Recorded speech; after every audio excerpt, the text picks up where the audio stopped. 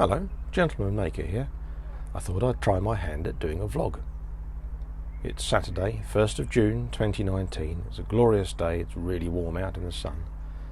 I've had a walk, done a few technical things with computery devices, had a cup of tea, had some juice.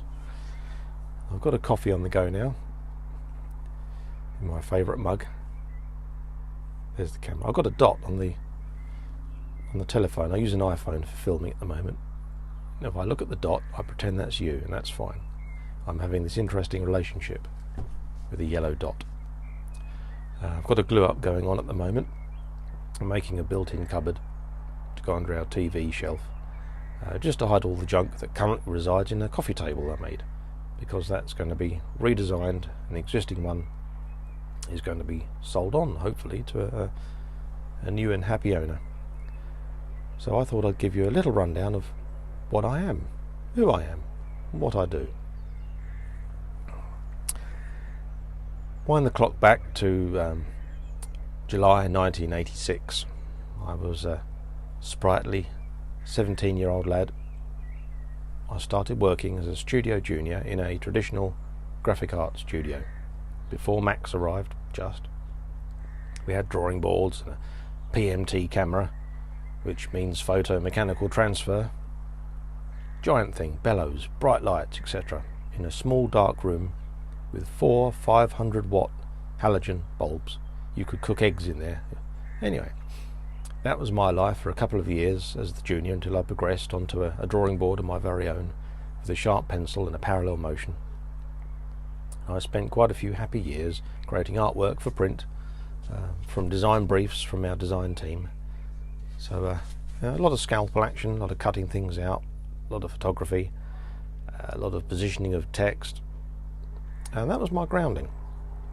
And along the way there, I spent a lot of time making photographic mock-up models for TV advertising, etc., and for customer trials.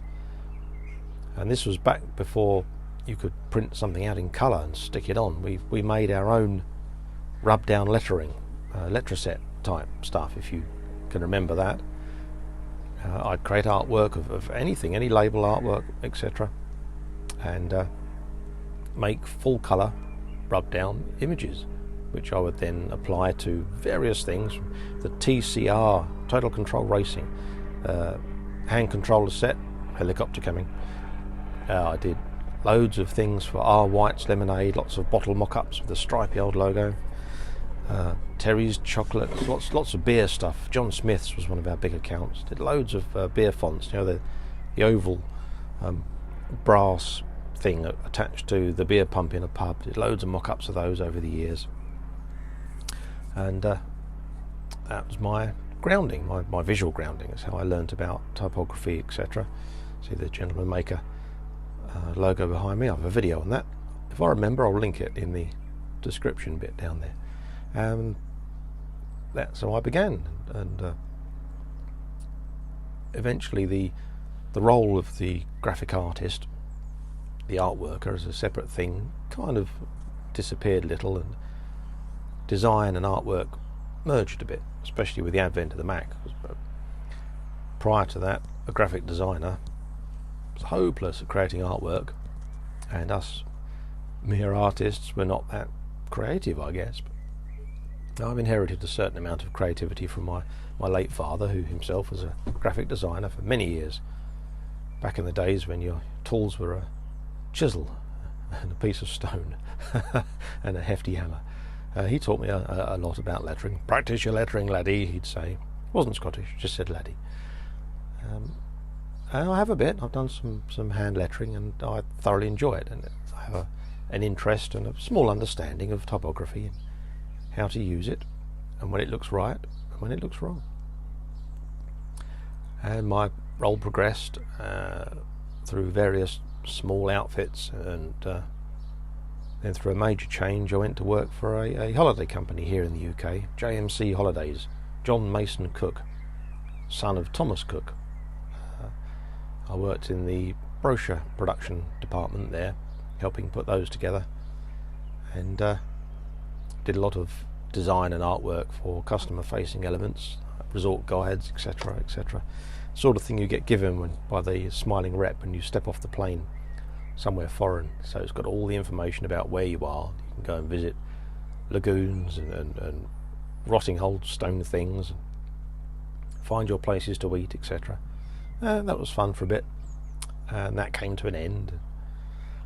A couple of small local jobs doing design work, and I worked for an electronics company, again doing design and exhibition stands, designing and building, all that sort of thing, thinking in 3 dimensions.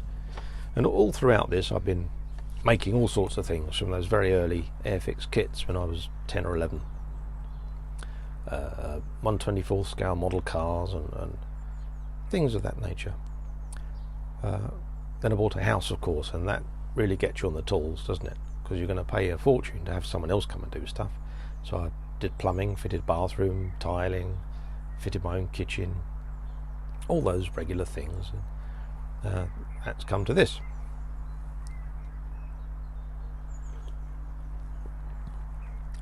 I feel daft drinking coffee on a hot day. It's about 25 degrees here in Kent at the moment. A very sunny Kent. So sunny, in fact, I've just chased away with a lump of 2x4 the second Asian hornet in a week. The last thing I want is for an infestation of those to take up residence in the shed. I've already removed the beginnings of a wasp's nest a couple of weeks ago. Interesting to watch, fascinating to watch them chewing up the cellulose and adding it to the hexagonal cell structure. But not in my shed, no thank you. I need to use this space. My neighbour Audrey, she's got a honeybee nest in one of her sheds, and she's been told that they'll be there till November, and because they're protected here in the UK, you can't do anything about it. Just let them be and carry on. Sorry about puns. They're not intentional. So here I am. I'm in the Kent countryside. I moved down here 4 years ago to my girlfriend's house, which is a fantastic place to be. Put this nice shed up in the garden, gradually added to the tools, and I will do a look around, just not today because it looks like a teenager's bedroom. Stuff everywhere. I've got the blinds down and the sun streaming in. I thought, I know, I'll have a go at a blog. I've been inspired in part by Andy Pugh and his Tales from the Tinkerage. I'll link to that down there. That's where you link. I'll have a go. Not done that yet. Yeah, he's been inspirational, and turns out lives not too far from me, which is quite fun. And I've joined a Facebook group with him and Jamie Page. Again, I'll have a link. You can have a look, see if it's your kind of thing.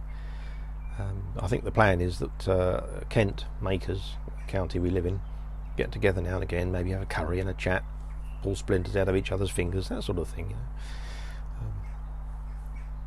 So yeah, this is me in my shed. I've done a few YouTube videos so far. Quite enjoyed it. Don't mind the editing, although I swear a lot at iMovie, especially last night. Gosh, last night I had some erroneous, not erroneous. That's in the Middle East. Some erroneous sound, and I could not find where it was coming from. No idea how I did it. No idea at all. It's still in the video. I had to leave it there. So if anyone's got any smart, free options on editing video on the Mac platform, let me know in the comments down below, and I'll check it out, see if I can get better. Obviously, my graphics standing has got me well involved with Macs over the years, since 1988 when I started using Illustrator. I still use it. I've done an awful lot of 3D stuff as well, using Blender. Obviously I use Photoshop and InDesign, SketchUp. That's been fantastic. It's very good for doing quick things like designing and laying out sheds and projects. If you follow Izzy Swan, he uses that for I think nearly everything. He's fantastic at SketchUp.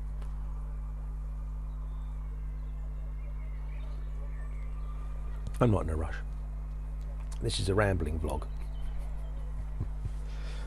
I just scored myself today a wonderful 1 terabyte hard drive, because of course if you are making videos, you'll know that takes up a lot of space, especially pre-edit. Goodness me, it takes up a lot of space. I've organised my poor old steam-powered Mac as best I can, but I do need the extra capacity. I've got plenty more video plans. I'm using a piece of free software called Trello to run my planning, and hopefully with the help of my gorgeous ginger organiser get a handle on what needs doing. And this glue up that I'm not videoing is just a thing to help the house, give us a bit more floor space in the lounge. It's not interesting enough, I don't think, the video. The next video I've got coming up is a wasp, keeping my eyes peeled. No, that's not a wasp. Too many wings. Don't know what that is. The next video coming up is a small pair of hat stands, wall-mounted hat stands. We like a hat. Look, so I've got one on today. We like a hat. I needed somewhere to organise them in the bedroom because they were just living in a big stack. That's no good. I've got a few designs in mind for various projects. My son, who's a 15-year-old gamer, aren't they all, wants to build a dedicated gaming table, a fold-away table that he can put his gaming keyboard on that's connected to his Xbox thingy, etc, etc. He's designing that for me at the moment, which is nice, and he'll come down here and help me build it. I'm designing him a gaming chair as well. That's going to become a video. No fancy things, no built-in sound, because he listens with his headphones on. He doesn't need vibrating effects or anything like that, although it's tempting, but anything really involved and I'll never finish it. Never finish it. I've got too many projects on the go, including a slightly wobbly tooth, which is probably coming over in my speech. It keeps clicking on my top set. Won't be too many years hence and I can probably have them all out and some 3D printed teeth insert. Oh, I could do that. 3D print my own teeth. You have different sets for different foodstuffs. Can't imagine that. Steak teeth, very big in sizes. Yeah. Where were you? Right there. Oh yes, you're still there. That's good. Coffee. Oh yeah. There's an undissolved bit in there. I'll get to that. You'll watch me choke. So improvements in the shed, and it is a shed. I can't get on with calling it a workshop. Whilst it is a workshop, it's a shed. Any Englishman will tell you that. It's a shed. These are our castles. It's the English or the British shed that has been the source of so many inspirational engineering projects and start-up companies that are now renowned worldwide. All came out of sheds. We do like a shed. And this one in particular, let's show you. Let's turn it around. You can see the view. You may have seen my Instagram post. It's a bit washed out, I guess, but there you go. There's the view. Nothing but fields. Nothing but fields. That won't go back where I want it, will it? Wobbly. That's good enough. It's good enough. There's plenty of organising to do. I'm probably not going to do a series of this is what I'm organising vlogs, because I'll never get on with it. I'll be too busy doing the filming. As you know, if you're filming something, it takes up an awful lot of time and attention and slows the process down. And it all right then, look, it's a higgledy-piggledy mess. There's a video to this rack, one like it anyway. I made one for my picture framing space, which is elsewhere. Sticker collection beginning. I've got a couple more to add to that. All those makers that we meet. A little bit of organisation there. I've got a few things going on in here. There's the bandsaw, pillar drill, given to me. That was fantastic. And there's a chop saw, maybe possibly in shot. Too wobbly. I'm filming off my 4-footed mono stick at the moment, which is really useful because obviously floor space in the shed is at a premium, and the tripod splays out enormously. So I've made this vertical thing with a laser cut iPhone holder on top of it, held on with a spring clamp. Perfect. Easy to adjust. I'll make a round one next so I can swivel it easier rather than have it, excuse me, lift the base and turn it. That's next. Or a ceiling mounted one like John Heights has, so I can put it anywhere I like. If I can manage a camera upgrade in the next couple of months, I will, because obviously an iPhone, especially this way around so I can see myself, is not the best quality, but it's, you know, it's a beginning. Got to start somewhere.